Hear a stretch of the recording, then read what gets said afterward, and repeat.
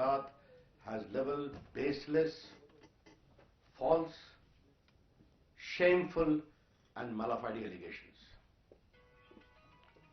हम राहुल गांधी की परेशानी समझते हैं। वो हारे हुए हताश हैं।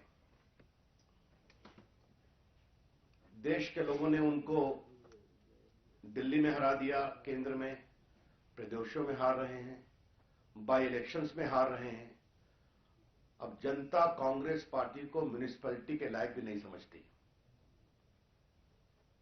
गुजरात में सफाया हुआ, कल चंडीगढ़ में सफाया हो गया, महाराष्ट्र में बुरी तरह से हार गए, राजस्थान में हार गए।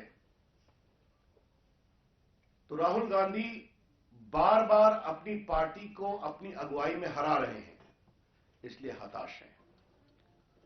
Mr. Rahul Gandhi is leading his party to repeated disastrous defeat. The people of the country are not trusting him and his party to lead the country, to lead in the states. Now they don't even think his party capable enough to run municipalities. And Congress party is suffering disaster after disaster, from Maharashtra to Gujarat to Rajasthan to yesterday in Chandigarh. तो मैं हारे हुए हताश राहुल गांधी अपने गुस्से में बेबुनियाद आरोप लगा रहे हैं। एक तो हमें यह बात कहनी है। दूसरी बात हमें कहनी है कि ऑगस्टा वेस्टलैंड करप्शन के मामले में कांग्रेस के नेताओं के नाम आ रहे हैं, उनके परिवार का नाम आ रहा है। उसको लेकर बहुत परेशान है। परिवार का नाम आया था इटली में भी और यहां भी इन्वेस्टिगेशन चल रहा है। तो अब जब बार बार परिवार तक बात पहुंची है ऑगस्टा वेस्टलैंड में, तो ध्यान बटाने के लिए राहुल गांधी ने यह बेबुनियाद स्टेटमेंट दिया है। हमारा स्पष्ट आरोप है कि ऑगस्टा वेस्टलैंड मामले में जब उनके परिवार का नाम आ रहा है, कांग्रेस के बाकी का लोगों का नाम आ रहा है, तो ध्यान बटाने के लिए यह बेबुनियाद आरोप लगाया गया है। ये राहुल गांधी खुद क्या है? 5,000 करोड़ के नेशनल हेराल्ड के सीरियस चीटिंग और फ्रॉड के केस में बेल पर है। आपको याद होगा कि जब सुब्रमण्यम स्वामी ने केस किया था, तो उसको क्वॉशिंग के लिए ये लोग दिल्ली हाई कोर्ट गए, सुप्रीम कोर्ट भी गए और बाद में केस को विड्रॉ करना पड़ा और ये बेल पर हैं। तो राहुल गांधी जो इतने बड़े व्यापक घोटाले में, फ्रॉड और चीटिंग में बेल पर हैं, वो भारत के पाक साफ ईमानदार प्रधानमंत्री नरेंद्र मोदी जी की सरकार पर झूठे आरोप लगा रहे हैं, जिनके लगभग 2.5 साल के शासन में पूरी ईमानदारी से देश का शासन चल रहा है। कांग्रेस का पूरा इतिहास भ्रष्टाचार का रहा है। देश को लूटने वालों को प्रोत्साहित करना और बचाना रहा है। The whole history of Congress stinks with corruption. The saga of Congress government is to promote the looters of public money and to protect them. Congress के शासन में पृथ्वी के किसी भी अंग को छोड़ा नहीं गया। अंतरिक्ष में भी भ्रष्टाचार, आकाश में भी भ्रष्टाचार, जमीन पर भी भ्रष्टाचार, पाताल में भी भ्रष्टाचार और समुद्र में भी भ्रष्टाचार। The exemplary record of corruption of Congress party establishes a new benchmark in loot of public money in the annals of governance in the world. They did not spare the sky, they did not spare the space, they did not spare the land, they did not spare under the land, and they also did not spare the sea. अंतरिक्ष देवास अंतरिक्ष में है, helicopter scam आकाश में है, बाकी जो हवाई जहाजों की खरीद में घोटाले हुए वो आकाश में है, कॉमनवेल्थ और आदर्श घोटाला जमीन पर है, स्पेक्ट्रम घोटाला भी आकाश का है 2G का, कोयला घोटाला पाताल का है और सबमरीन घोटाला समुद्र का है। राहुल गांधी, आप एक बात का जवाब दीजिए, 10 साल की सरकार में आपकी ताकत मनमोहन सिंह से अधिक थी। आपने एक बार भी कभी इन सारे घोटालों पर एक बात कहा क्या? जब आपके मंत्री इस घोटाले को जीरो लॉस थ्योरी बता रहे थे तब आप खामोश थे। जब आपके दूसरे मंत्री, उस समय के वित्त मंत्री, कह रहे थे कि कोयला तो मदर अर्थ से अटैच्ड है तो घोटाला क्या हुआ, तब आप खामोश थे। और वहीं पर मोदी जी की सरकार में स्पेक्ट्रम को 1,10,000 करोड़ में हाईएस्ट बेचा गया और 3 लाख करोड़ रुपए कोयला घोटाले में नीलामी में किए गए। राहुल गांधी के बारे में एक बात जनता अब सोचने लगी है कि राहुल गांधी बोलने से पहले सोचते नहीं है, न बोलने के बाद सोचते हैं। और ये बात मैं पूरी जिम्मेदारी से कह रहा हूं। याद करिए, राहुल गांधी ने एक बार एक ऑर्डिनेंस को फाड़ा था जब मनमोहन सिंह की सरकार थी, और क्या कहा था? It is nonsense. Rahul Gandhi ने कभी इतने बड़े घोटाले को नॉनसेंस कहा क्या जो उनकी सरकार में हुआ? लाखों करोड़ की जनता की कमाई लुटती रही, राहुल गांधी ने एक शब्द बोला क्या? Not a word was spoken by Rahul Gandhi on the series of stinking corruption which has become integral to Manmohan Singh government, in which he was, after his mother, the second most powerful person. He never tried to take any step to stop it.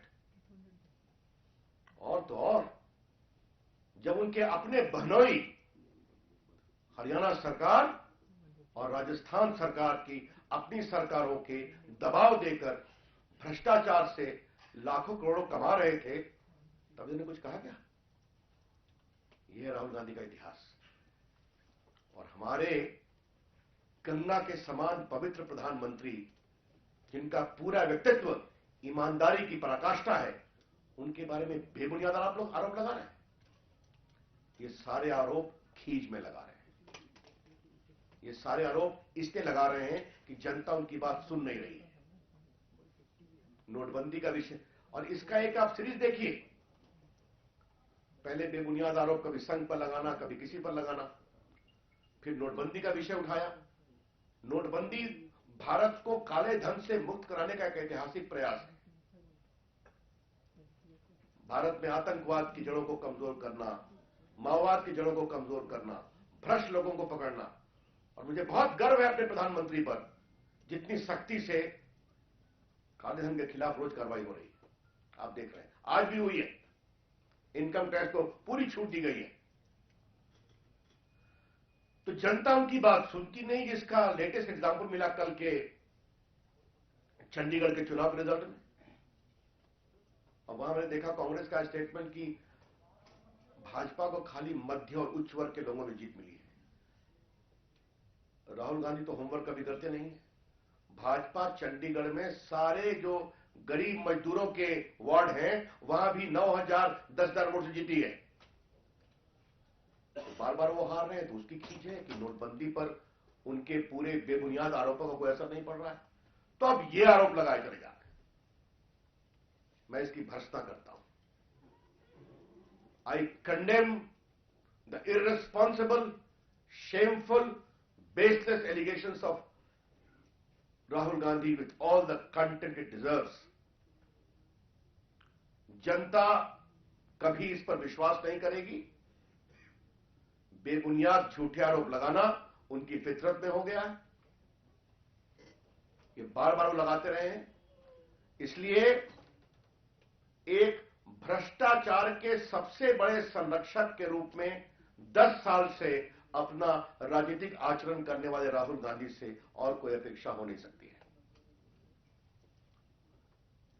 The country need not expect anything different from Mr. Rahul Gandhi, who has demonstrated his performance as the biggest patron of corruption in the last 10 years when his government was in power or in the various state governments.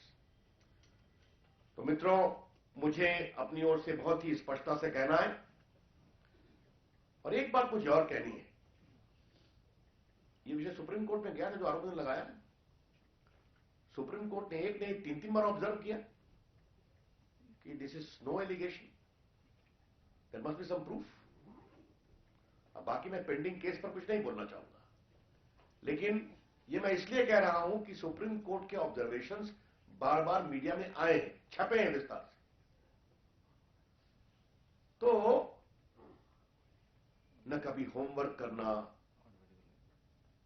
न कभी गंभीरता से विषय को समझना, और हताशा में और खींच में दोनों में आरोप लगाए गए हैं। मैंने स्पष्ट रूप से बता दिया और मैं मीडिया से एक आग्रह करूंगा। राहुल गांधी को जनता ने टीआरपी देना बंद कर दिया है, बार बार बोर्ड में दिखाई पड़ रहा है। तो मीडिया की आजादी का हम पूरा समर्थन करते हैं, लेकिन उनको मीडिया में टीआरपी के लिए स्पेस देना कितना उचित है जब ये सारे आरोप बेबुनियाद और झूठे हैं, ये मैं देश के मीडिया के विवेक पर छोड़ता हूं। लेकिन राहुल गांधी ने चूंकि जनता ने टीआरपी देना बंद कर दिया है अपने वोट के माध्यम से, इसलिए वो ऐसे बेबुनियाद आरोप लगा रहे हैं। That's all from me friends.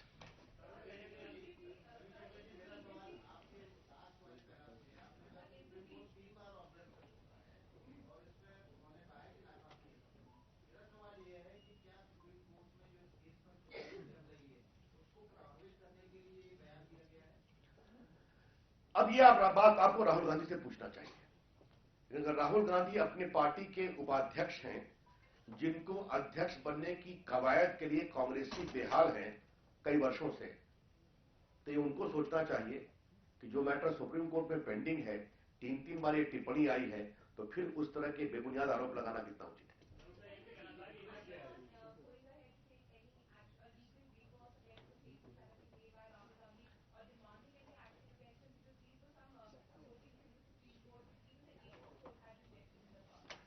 I think we trust the people of India more. The utterly baseless, shameful allegation is going to be rejected with impunity for Rahul Gandhi. एक बात मैं अवश्य कहना चाहूंगा, अगर राहुल गांधी ये समझते हैं कि प्रधानमंत्री पर इस तरह के अनर्गल आरोप लगाकर वो ऑगस्टा वेस्टलैंड के इन्वेस्टिगेशन को प्रभावित करेंगे, जहां उनके पूरे परिवार के लोगों की चर्चा आ रही है, तो भारत सरकार ऐसा कोई उनको उपकार नहीं करने वाली।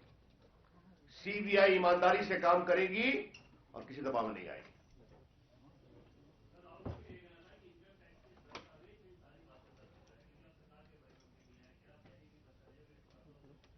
देखिए, वो तो सरकार इनकम टैक्स तो 2.5 साल से काम किया ही होगा, बिल्कुल, तो उसकी प्रक्रिया है। दस्तावेज जेन्युइन है नहीं है, उसके जांचने की प्रक्रिया है, उसकी फॉरेंसिक प्रक्रिया है, आप भी जानते हैं। तो जो प्रक्रिया होगी वो अपना इंटीमेट करेंगे, या कार्रवाई होगी, खत्म हुई होगी या नहीं हुई होगी, ये तो इनकम टैक्स करेगा। लेकिन मुझे आप ये बताइए कि अगर 2.5 साल से तो राहुल गांधी पहले क्यों नहीं बोले? मैं आपसे एक सवाल पूछना चाहता हूं, ये केस कब फाइल हुआ था? केस की पहली सुनवाई कब हुई थी? राहुल गांधी तब क्यों नहीं बोले? जहां तक सदन में चर्चा का सवाल है, हमेशा तैयार थे, लेकिन राहुल गांधी बोले, झूठे आरोप लगाए और सदन का, उनके पार्टी के लोग सदन को डिस्टर्ब करते, ये तो नहीं चलेगा ना, हमारा जवाब भी सुनना पड़ेगा ना। लेकिन राहुल गांधी आज क्यों लगा रहे हैं, सवाल ये है, उसका उत्तर मैंने पहले दे दिया।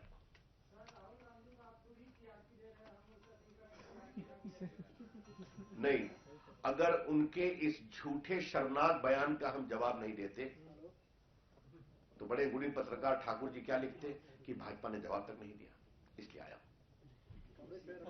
धन्यवाद जी।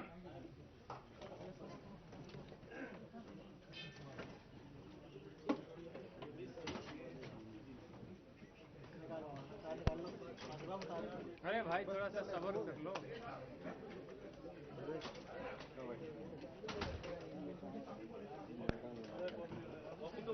बैठ जाओ भाई, बैठ जाओ यार। बैठ जाओ 2 मिनट।